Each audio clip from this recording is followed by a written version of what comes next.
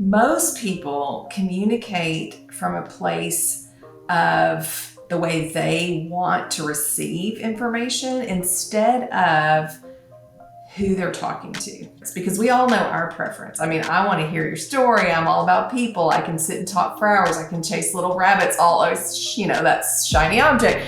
That's not effective to someone who wants the details and wants all the information and needs you to slow down. So understanding the need of the person, not your own need. But as humans, we're very aware of our own needs and how we prefer to communicate, but that's not the best for teams. And we can't do it all.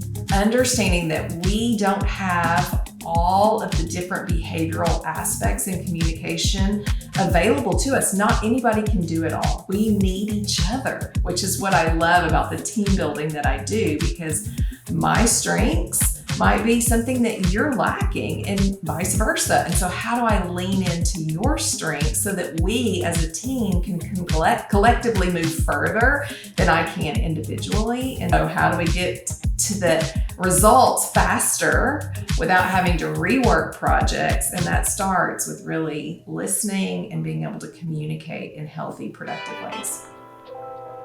Have you ever wondered what a rock star has in common with a successful CEO, or what unites leaders across every industry and art form? Welcome to the Art of Connection, where we dive into this question and uncover the secret ingredient of success: the ability to connect with your audience.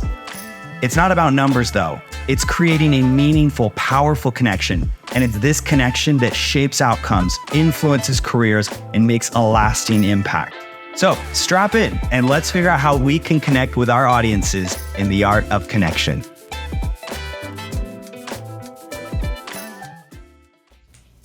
All right, well, welcome back to the Art of Connection, where we help you build bridges and not walls with your audience. I'm your host, Isaac, and today I have Stacey Harris, the President of Leadership, Resources, and Consulting.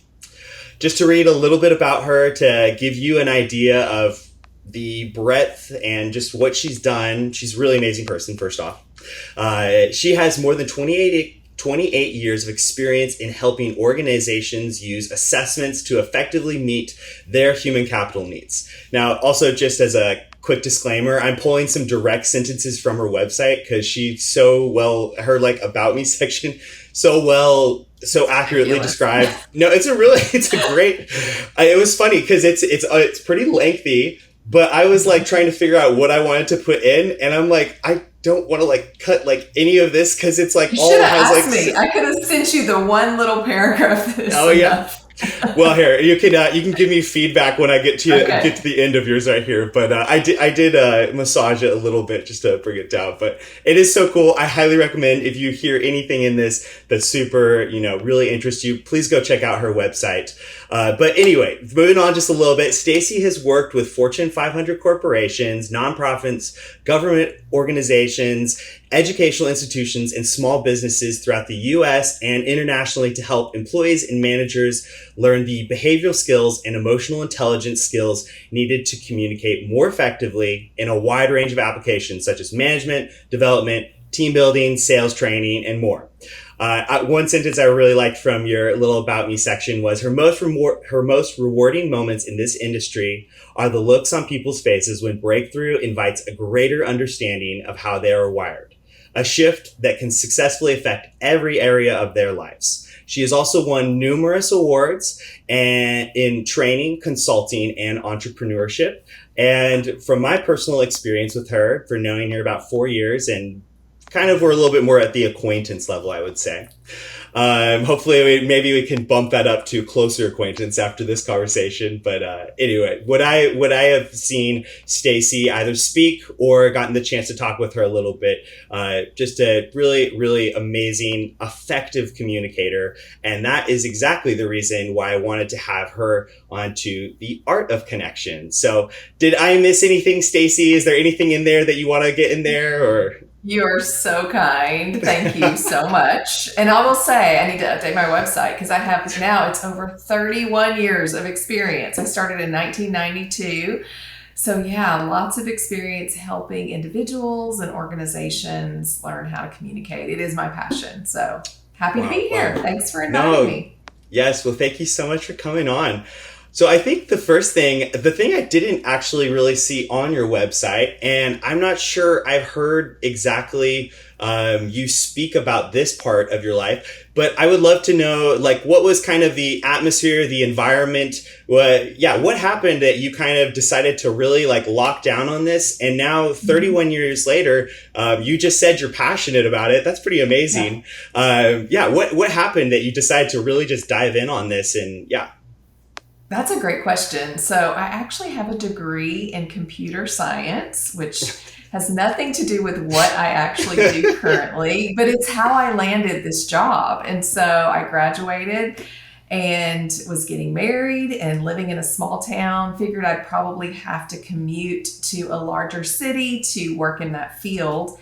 And the previous owner of the firm that I now own contacted me after seeing my bridal announcement in the Herald Press in the tiny town that I lived in, and saw that I had a degree in computer science, and they were having issues. Now, this was back way before you were born, probably in the days of DOS as an operating system, and they needed just help with that. And so I took on a project that was only supposed to last a couple of weeks. And during that process of a database conversion and learning about the clients that this firm worked with and all of the individuals that their lives were literally changing because of the assessments and the work that that firm was doing, I got intrigued. And so I went to the owner, asked more about it, and he hired me full time and saw something in me, honestly, that I didn't see.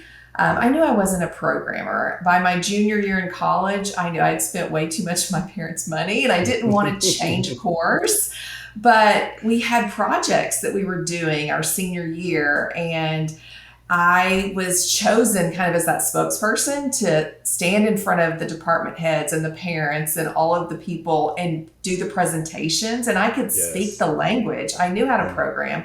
I just didn't like doing it. I'm a people person, and I didn't like spending hours and hours in a computer lab. And so I kind of thought there's a niche there that I can probably develop and, go into that field. But it was honestly through that process of getting this job to manage a database, to manage a network, that I really started my passion of understanding people and how to help people communicate more effectively. Nice. So that's super interesting. That seems definitely like a very sharp right or left turn, just not the same direction. Yeah. Well, I started it like in 92, like I said, and I was managing the network, all of the computers. We had a server in-house. We had a small company, 10 people. But then also in 1995, I wrote the first website for the firm with HTML. And so we were, I was doing Google AdWords before there were Google AdWords. So before there was Google, I was inputting meta tags. And so I was using all of that knowledge to help the organization. And so we started getting really big clients that were, because we were a small firm in East Texas.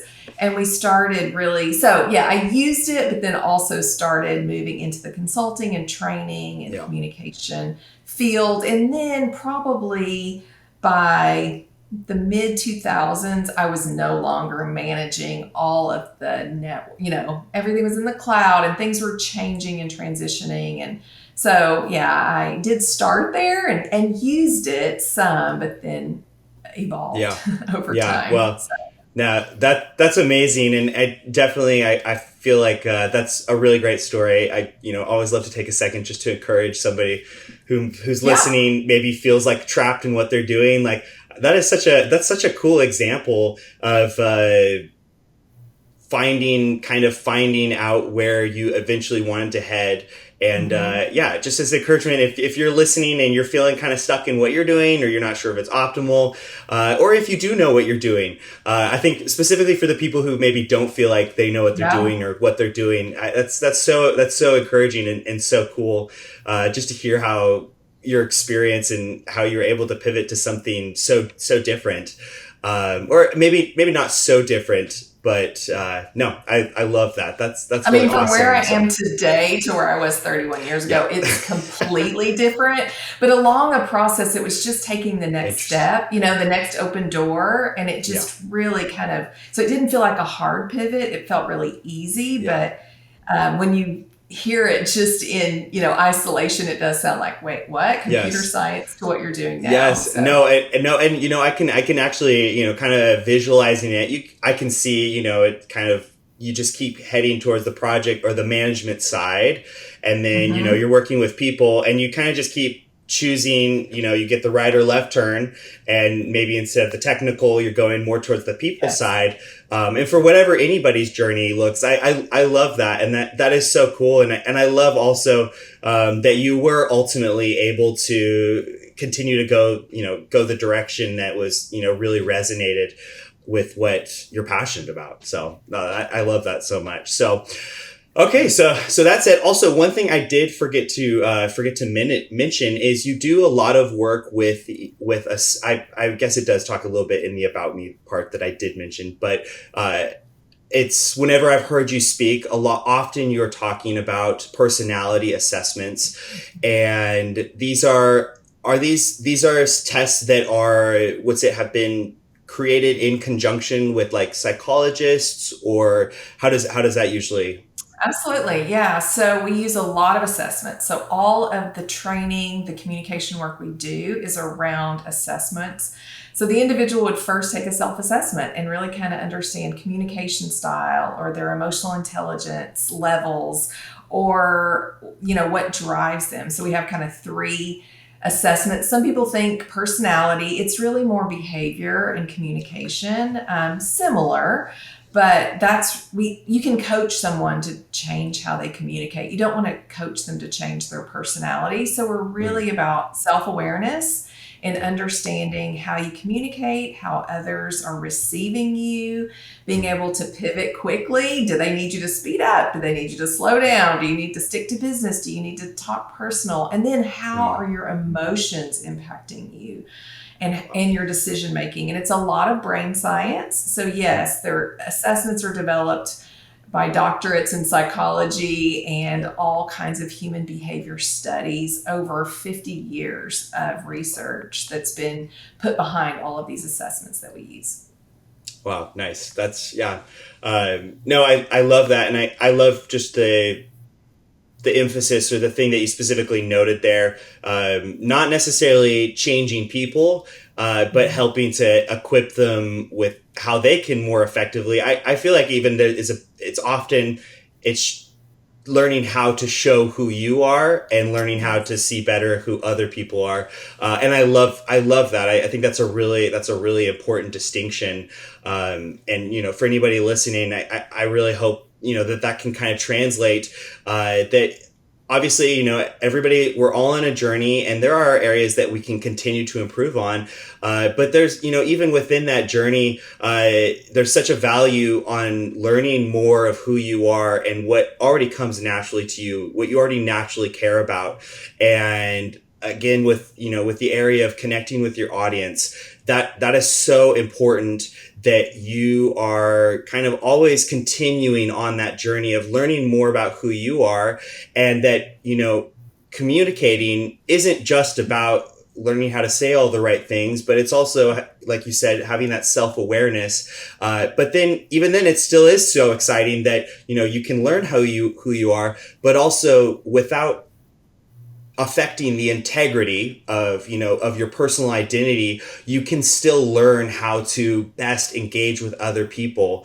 And I love that. I think it's such a cool intersection, and I love that there's people out there. I talk to you and I'm like, I feel like I'm getting to talk to like a Brene Brown level person. So that's it. No, that's so kind. Well, I was going to say, just like I was in my own journey of understanding computer science, and like I loved math and science in school. I decided that's a field I wanted to pursue. And I realized, though, I don't really like details. And that's a big part of programming. There's a lot of fine details, and I can do it. I don't enjoy doing it for long periods of time. And so I think that self-awareness piece for me of, I actually love people. I'm a connector. I'm all about really listening to people. I love their stories. I love to engage with individuals. So, okay, that's a big difference than computer science and machines and coding. And so again, I can do it. Did I enjoy doing it long term? No. And so I think that's that part of understanding your audience, understanding yourself, though. It really starts with self-awareness. And that's the foundation of all the work that we do.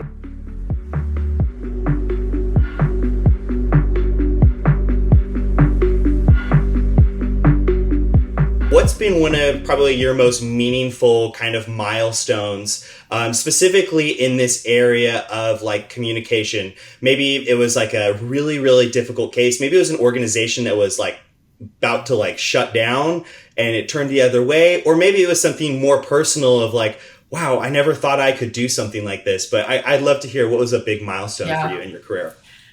I mean, there's been so many, honestly, 31 years. But one of the most recent ones for me, I think happened in January of this year. And so after, over 30 years, I got to actually go to Crotonville, which in my industry is a big deal. So I've worked with General Electric for over 20 years, and Crotonville is their learning and development kind of hub. And there's been a lot of change, a lot of transition in their organization, and that big learning center, which is where all of the think tanks would happen, where they would bring all of the CEOs and all of the leaders across the globe together in this place that's beautiful right outside of New York City. And I got to go there. And so I didn't know if I would ever get that opportunity because they sold off. They're selling that property and all of the transition that's happening. Wow. But I got to go. And so it was always one of my bucket list things. Like, I want to be there where some of the top leaders in the world have stood, and in this pit, where Jack Welch in the 1980s used to lead the organization. And so for me, that was kind of really a cool opportunity to get to work with a group that's a global team. They were from 7 different countries. Wow. That were there. We were there for a full day doing EQ training. So that was really a special highlight for me, that happened recently. But with organizations, I would say I'm working with a company on the West Coast right now and going through a ton of transition. So many organizations in the last couple of years have gone through so much transition, and really helping them kind of navigate all of that change and helping teams really focus on how to communicate in this virtual world that we're living in with hybrid teams. I mean, the world of work has changed over the past several years, and where we used to do so much work just internally with teams and developing leaders.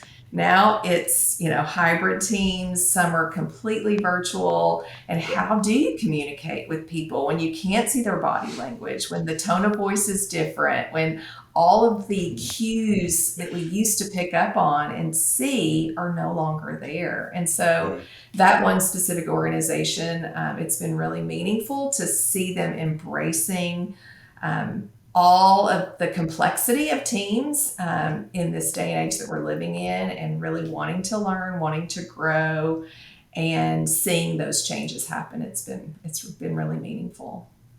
Wow, that's amazing. That's exciting. I feel like my version of that would be to show a movie in like Sundance Film Festival. So yes, it's possible.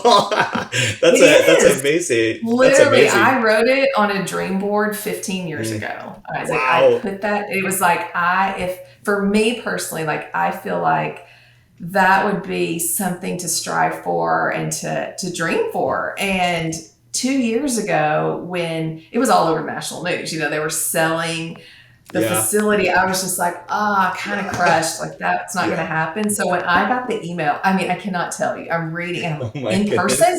I mean, I kept clarifying, or is this virtual? Am I going to be on a screen there? Please let me say that I'm going to be in the room. And I was in the room. So, yeah. Oh my goodness, man. I don't think anybody's ever been so excited to have an in-person meeting. Yes. Yes. No, I love that. That's so cool. Also, while you were talking just about navigating the complexity and giving it the attention that it deserves, this huge transition with now hybrid teams, I was thinking, your company will have to have an emoji class eventually, if you don't already.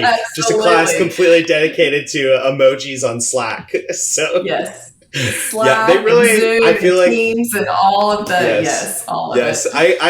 I actually loved it so much when the first time I downloaded Slack. They have like a couple little things that you just click through, and one of the things I loved so much that they intentionally put in there was talking about how emojis are so important and help you actually to communicate more complex emotions than just text. And like we've heard people for years say like, I wish there was a sarcasm text.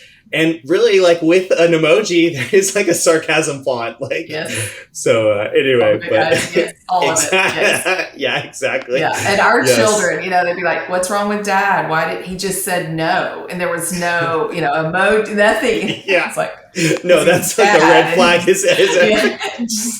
That was his response, and I'm trying to lighten things up with a few other emojis. But yeah, the family group text. That's funny. I love that. So okay, so. I think a couple of the questions that I had for you kind of around people communicating. Obviously, you're coaching often people who are leading or communicating with, maybe ranging group sizes, but often you're communicating with people that are then communicating with other people. Like specifically, you were just talking about communicating with these other leaders, talking about emotional intelligence.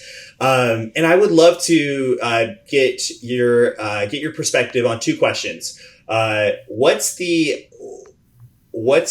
like for you as somebody who's passionate about coaching and training people? What's something that like you see them say or they're kind of showing that's like gets you so excited and you're like, oh my goodness, this person is going to go so far. And then I would love to hear on the flip side, what's something that's a big indicator that probably this person, unless they choose to kind of change their mind on a certain thing, is kind of showing you that they're maybe not going to continue to like communicate more effectively or kind of continue to grow in their communication. So what's the green flag and then what's the red flag? That's a great question.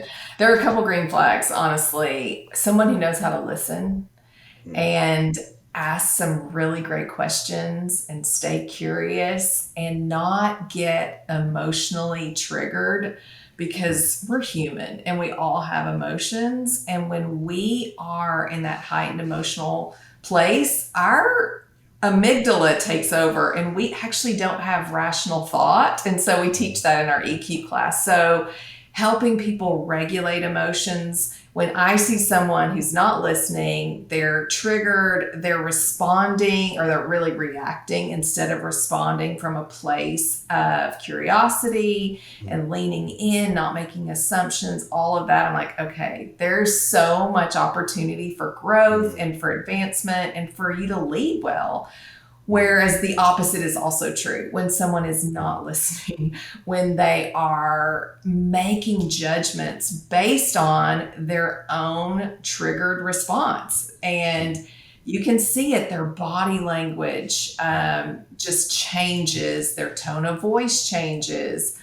They're not making their best decisions, and hence their communication is lacking. And so those are the people that obviously there's lots of opportunity for growth, but if you're not willing to listen and learn, then those are big indicators of it's going to be challenging. Those really direct communicators that think they know everything and do all the telling rather than listening, that's hard to work with those individuals. But when you are curious, when you want to learn, those are big opportunities for growth and for advancement for leaders to be able to step up. And that's what I'm always looking for. And that's what organizations are looking for as well. Yeah. No, and that's powerful. Another gentleman that I had on the podcast who's done marketing for about 10 plus years and has done marketing with a lot of startups. Something that was really profound to me was just coming over and over and over again. He has seen the thing that kind of, separates, successful from unsuccessful is their ability to rely on data. And I think really what is data but information? And it's the information that the people that you're, either targeting or the people that, you want to connect with or interact with or serve. It's what they're saying. And that's really, I think that's really profound to see that, of course, obviously, in more, group settings, whether it's like, if you have a team around you, but it also goes for, communicating outside of your organization or, if you're an artist, communicating with the group of people, if you're a filmmaker, the films that you're making, if you want it to be a financially viable product, then, you need to have something that has value to other people. And for it to have value to other people, you have to have, like you're just saying right there, that curiosity, and the trigger thing, that feels like a big, easier said than done. And I would love, just a brief kind of, what is kind of your, so for instance, let's say that somebody, they're trying to get better at maybe communicating with their team. And then they're maybe even trying to get better at communicating with their customer, their client, people that they want to be customers or clients.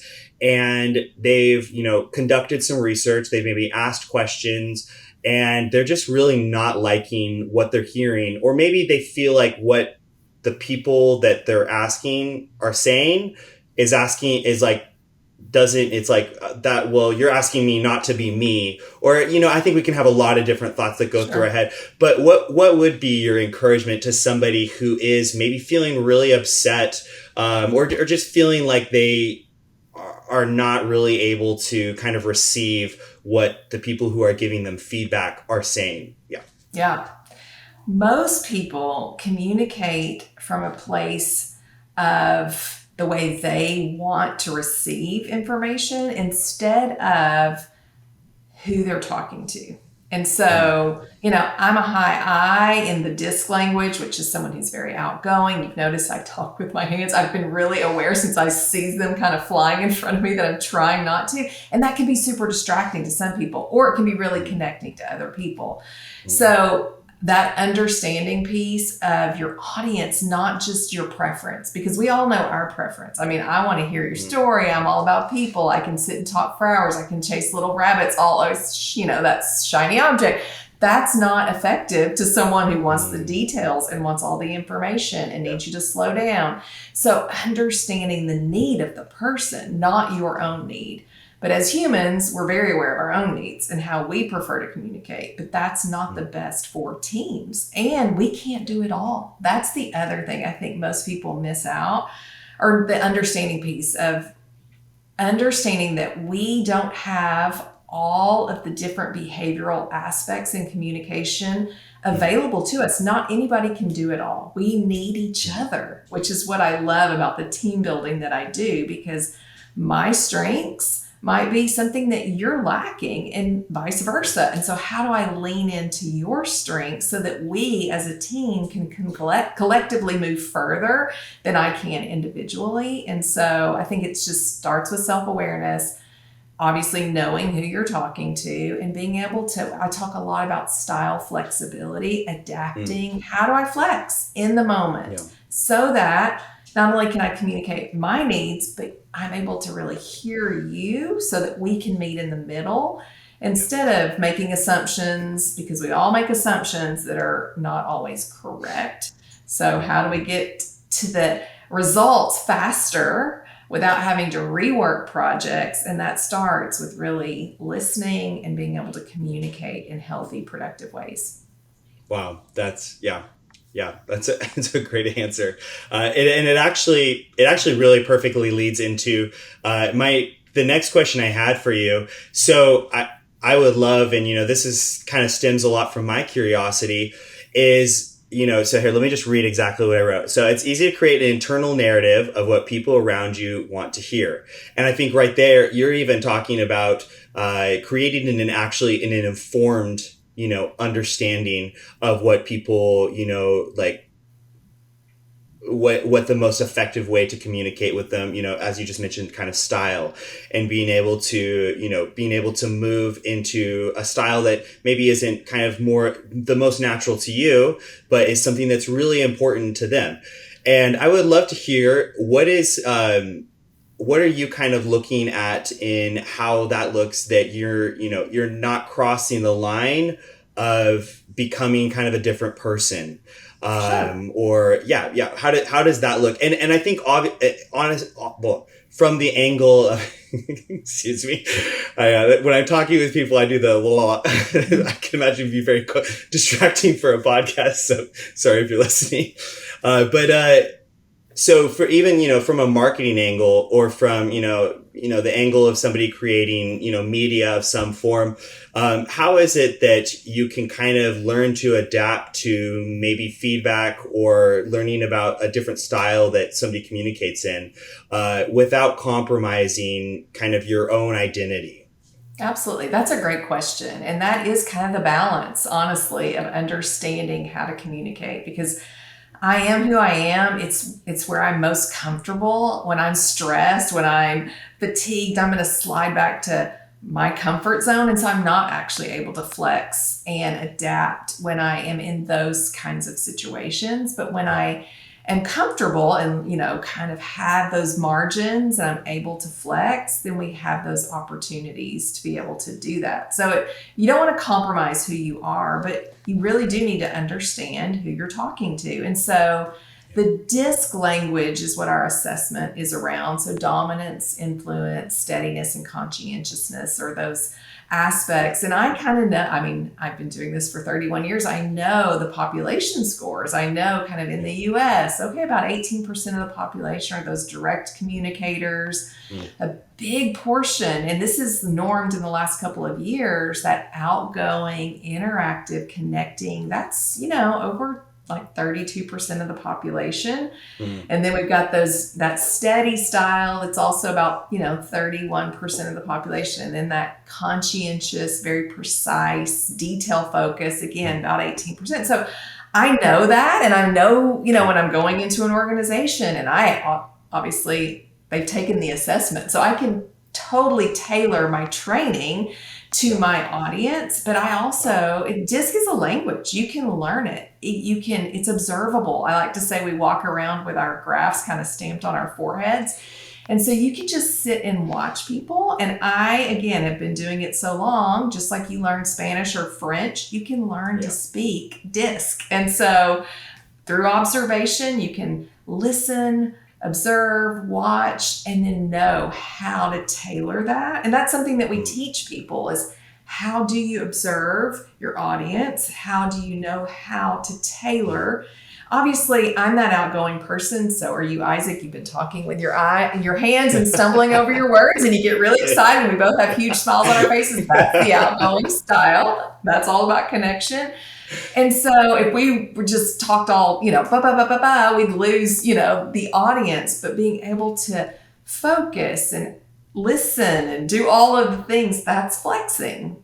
In your comfort zone, you have a lot of fun, but you're going to flex, but also maintain who you are. Got it. It keeps slipping in. I keep hearing that in you throughout even this podcast. So that's how you flex and maintain the integrity of who you are, and realize that it requires physical energy also to do that flexing. So it's exhausting when you do it all day. When you do it really well, because it's literally requiring intentionality and focus and effort. And then you figure out, okay, how do I de-stress? Oh, it's people, it's friends. I need to go out with individuals. That's how you and I recharge, where other people are like, no, please, time alone. I don't need to be with anybody else. or maybe it's physical activity, or maybe it's just rest. So all the styles also have ways to recharge. So it's a balance. It's absolutely a balance. No, I love that. And I love that because, I think that's so great. I love I think sometimes we can kind of add almost like a morality filter over some of these elements of like, something's kind of right or wrong, or, you should be doing this. But I love looking at this as more of, it's a skill. And it's, just like, it's not really right for somebody to ride a bike versus running. It's, a lot of these have to do with what is your end goal, and then just realizing to get to that end goal that there are steps and there are certain strategies that through, evidence and through, through lots of evidence and lots of people's experiences have been shown to be much more effective than maybe other ways. And I love looking at this as, communication and the different styles that, everyone is, as the human race, have, that these are not like, we're not looking at right or wrong ways to communicate necessarily, though there are definitely right and wrong ways to communicate.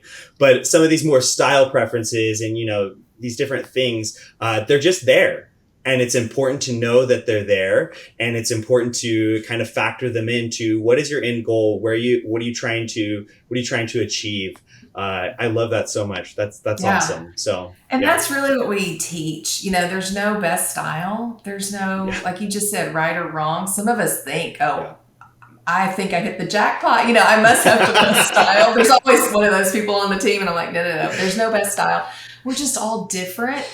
And learning how to appreciate our differences. That is the big part of what we teach organizations and individuals. And if we can start seeing each other through that lens, instead of, usually that's what drives us crazy about people. It's like, oh my gosh, here he comes with all of the negativity and all of the, worst case scenario. Well, guess what? We need someone looking out for the pitfalls in front of us. What are those potholes? We don't want to step into those landmines. And if we have that person on our team and we can appreciate the value that they bring, then they're going to help us. But if we don't, we're going to discount what they bring. And so, but it's hard. I mean, what I'm saying is it's hard. It's not easy because we have some real differences. But when we see, okay, I actually lack this, like contracts and reviewing all those details. I have people on my team that do that because I am not the one. I'm just like, I'll sign it. That's not always the best thing, What will make it go away? Yes. Got to pull on the strengths of all the styles. And that really does start with self-awareness, knowing not only where my strengths are, but where are my limitations? I am actually weak in some areas, and I'm okay to admit that. And I'm okay to pull others in to help kind of undergird me in those areas. And I can lend my strengths to them as well. Man, I love that so much. Well, that pretty much kind of wraps it up. The last couple questions I had were just kind of communicating with a group of people, certain things that you've seen, work effectively. And honestly, you hit a lot of it, really right there with kind of what I was hoping to get out of the last couple questions. And this has honestly been so awesome. I definitely feel like how do I say? I want to say weaseled my way, but I feel like I somehow lucked out to get a free coaching session from Stacey. So no, seriously. But it has been such a pleasure having you on. And I've seen people that you have helped out. Stacey and I both go to the same church in Texas, and she has, she's multiple times, empowered people in the kind of the organizational side of the church with a lot of the stuff that she's talking about. And I've seen the way that it really, the excitement, and to go back to your original about me, to see that smile, that look on people's faces when they realize how they're wired and how that can kind of knowing that information can kind of change their lives. So thank you so much for coming on, Stacey. I have just a couple speed round questions for you. Oh, speed round. Okay. I know. Yeah. My favorite. Yeah. And to go back to Brene Brown, her podcast, she had like speed round questions at the end. I'm like, I love that so much. It's so great. So, okay. So I kind of covered these first couple, on the first couple questions, but like, give me like kind of briefest summary. So what's your biggest in communicating with somebody, biggest green flag? And speed round question. So give me like a word or sentence. So biggest green flag. Listening, their ability to listen. Okay. Got it. If I'm talking with you or I need something from you, I'll keep that in mind. Okay. Biggest red flag. When they just talk over people and they direct all the time, that's a big red flag. Okay, got that. Awesome. Okay, so this is, I'll bring you in on my wife and I's joke, but we sometimes talk about yellow flags. So an example of a yellow flag would be, so by the way, this is a yellow flag. This is not to, say anything mean about anybody, but somebody who owns a Prius, I feel like that's a big yellow flag because they're going to be that could be a really big part of their personality in either a negative or positive way. Again, I feel like I'm kind of targeting a specific demographic here, but vegans, big yellow flag. That could be really positive or like real. Do you know what I'm talking about? So one of my children was a vegan for a while, so I've had to adapt. So what's your biggest yellow flag? They're like, okay, that could go either way. I'd say someone who is trying to be all things to all people. And I'm talking about flexibility, and yes, you want to flex, but you want to maintain who you are. But someone who is just, yes, I can do that. Yes. And has a hard time actually saying no and setting boundaries. That can be kind of yellow. It's like, yes, sometimes you need to do this. Sometimes you don't.